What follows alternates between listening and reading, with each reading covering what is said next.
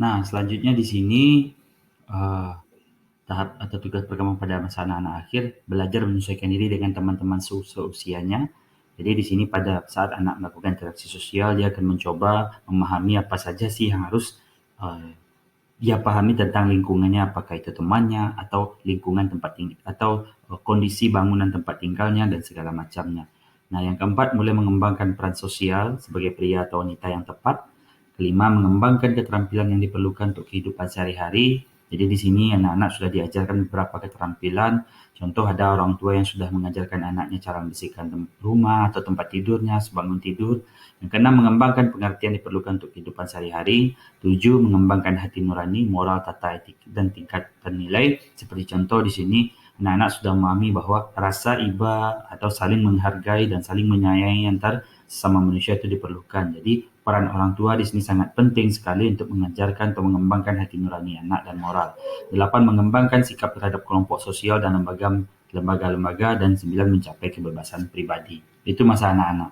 Yang selanjutnya di sini adalah tugas perkembangan pada masa remaja. Pertama di sini adalah remaja harus mampu menerima kenyataan yang terjadi pada dirinya atau pada fisik yang dialaminya dan dapat melakukan peran sesuai dengan jenis kelamin secara efektif dan merasa puas terhadap keadaan tersebut. Nah, jadi di sini cenderung remaja ada yang ingin memutihkan kulitnya, misalnya seperti itu, atau dengan cara ekstrim langsung tidak terima bahwa dirinya kurang tinggi atau terlalu gemuk atau terlalu hitam. Nah, di sini seharusnya remaja yang idealnya adalah remaja mampu menerima keadaan fisik tersebut. Nah, namun untuk perbaikan yang lebih baik itu tidak ada masalah gitu.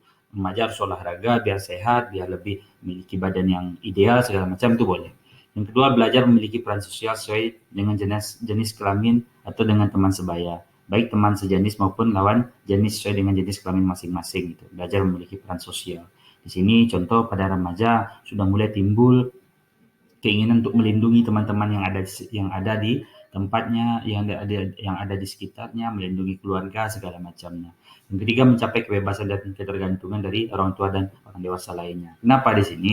Karena cenderung remaja, sifat dari seorang remaja ketika dia sudah mencapai masa remaja adalah cenderung menarik diri dari lingkungan orang dewasa dan mendekatkan diri atau membentuk sebuah kelompok kecil yang isinya adalah orang-orang sebaya dengannya. Keempat, mengembangkan kecakapan intelektual dan konsep-konsep tentang kehidupan bermasyarakat. Apakah itu nilai, apakah itu cara-cara memahami situasi yang ada. Yang selanjutnya adalah mencari jaminan bahwa suatu saat harus mampu berdiri sendiri dalam bidang ekonomi dan mencapai kebebasan ekonomi.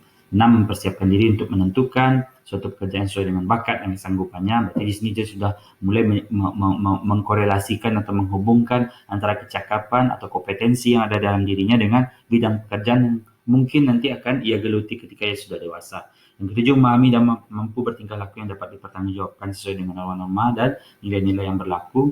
8, memperoleh informasi tentang pernikahan dan mempersiapkan diri untuk berkeluarga. Informasi di sini maknanya adalah bahwa anak-anak remaja sudah harus memahami bahwa ketika dia kelak besar, baik itu laki-laki atau perempuan, dia sudah memiliki tanggung jawabnya. Apa itu porsi sebagai seorang suami, apa itu porsi sebagai seorang istri, apa yang harus dilakukan oleh seorang anak ketika sudah dewasa atau sudah menikah terhadap kedua orang tuanya dan segala macamnya. Yang kesembilan, mendapat penilaian bahwa dirinya mampu bersikap tepat sesuai dengan pandangan ilmiah.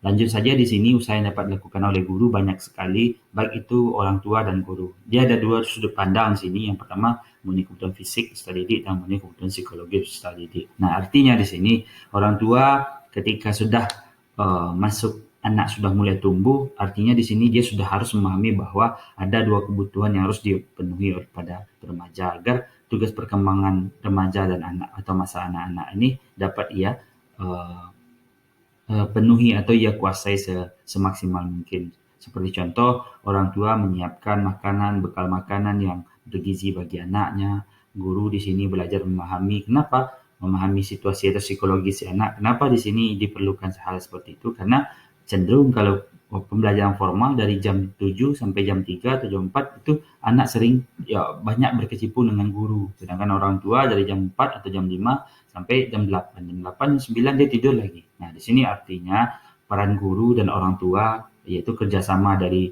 kedua komponen ini sangat membantu dapat dalam memenuhi tugas perkembangan anak dan remaja. Terima kasih. Mungkin ini yang dapat disampaikan. Mungkin jika ada yang kurang paham